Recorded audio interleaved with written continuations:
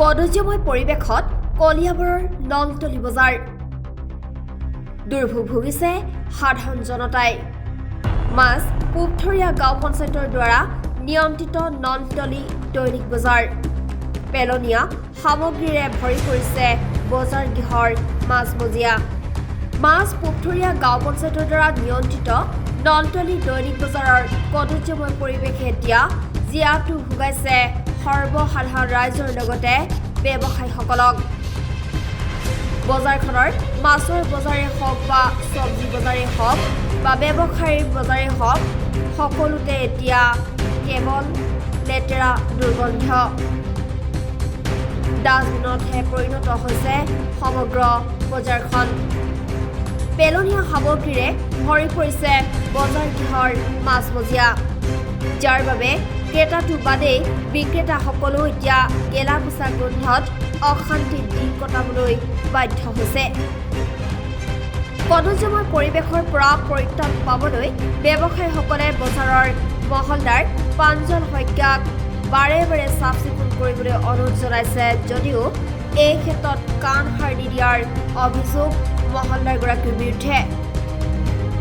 কেৱল মাত্ৰ ব্যৱসায়ীসকলৰ পৰা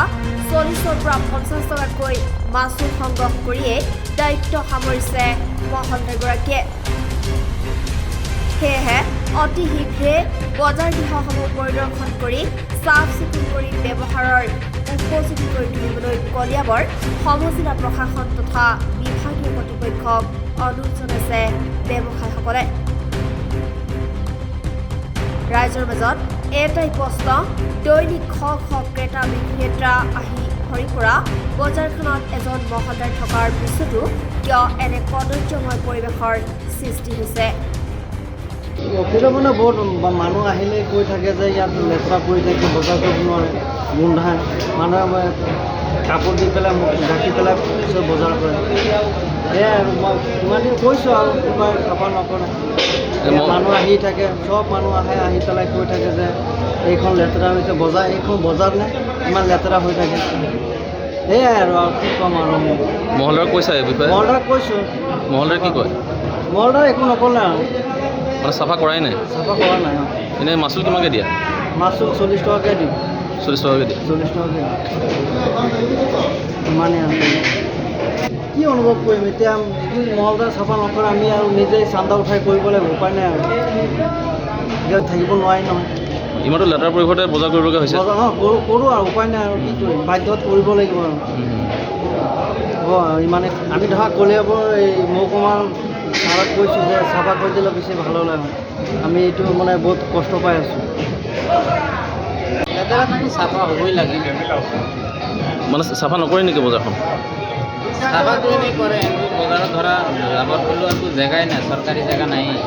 সেইকাৰণে বজাৰৰ মাজতে পেলাই থৈ দিয়ে চাফা কৰি পেলাই ইয়াতে চবেই পেলায় মই বুলি চবেই ক'ত পেলাবলৈতো চৰকাৰী জেগা নাই মহলদাৰক কৈছা নেকি এই কথাটো মহলদাৰটো এই কথাটো জানেই মানে চৰকাৰী জেগা থাকিলে কাৰোবাক দেখুৱাই দিলেহে ক'ৰবাত পেলাব পাৰিব মানে চাফ চিকুণ মানে চৰকাৰী জেগা নাই কাৰণে কৰিব পৰা নাই এনেইতো ঝাৰু তাৰু মাৰি পেলাই চবেই ইয়াতেই পেলায় তাতে পেলায়। চব পাট্টাৰ মাটি কাৰণ মাটিটো মানে অসুবিধা হোৱা নাই তোমালোকৰ বেপাৰ কৰিবলৈ অসুবিধাটো হৈছে এতিয়া অসুবিধাটো নোহোৱা নহয় মোৰ বুলি নহয় চবৰে হৈছে বজাৰখনত আপোনাৰ বহুত দূৰৰ পৰা মানুহ আহে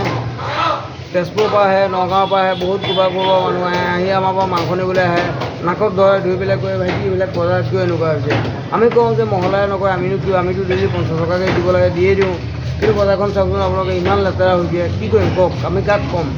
আমিতো কোৱা মানুহে আৰু ক'লেও মহলাই কিবা কিবি ক'ব বা বেলেগে কিবা কিবি ক'ব আৰু আমি ক'বলগীয়া নাই আৰু বজাৰখন বহুত বেয়া হৈছে কাৰণ মাইকী মানুহ আহিলে সদায় কেনেকৈ ধৰি যাবলগীয়া হয় আমি কি কৰিম কওক বজাৰ মহলদাৰ কোন হয় নো মহলাৰ পাপু শইকীয়া মানে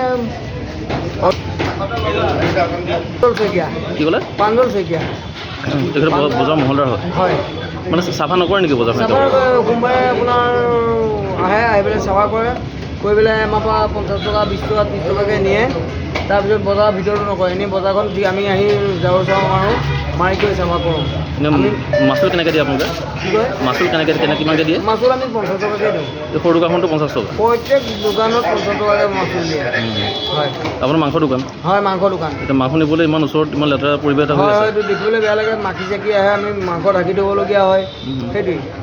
এতিয়া কি ক'ব প্ৰশাসনৰ কি কিবা অনুৰোধ থাকিব নেকি চাফা কৰি দিলে ভাল আছিল সেইটোৱে ক'ম আৰু কি ক'ম লেতেৰাময় হৈছে মহলে এতিয়া পইচা 50 টকাকৈ মাচুল দিয়ে ডেইলি আৰু এই জংঘলৰ কাৰণে তাৰ মানে গোন্ধও উঠি যায় পিছতে হ'লেও তাৰমানে এনে আপোনালোকে মহলদাৰক কৈছেনে আগতে কৈছিলোঁ এতিয়া কোৱা নাই মানে চাফা কৰা নাই আৰু চাফা কৰা নাই এতিয়া জংঘল চব বেমাৰ থৈছে কিনে কিনি ইয়াতে বহুত দূৰৰ পৰা মানুহ বজাৰ কৰিবলৈ ইয়ালৈকে আহে হয় বহুত দূৰ পায় এই যোৰহাট তিনিচুকীয়া আপোনাৰ ইয়ালৈকে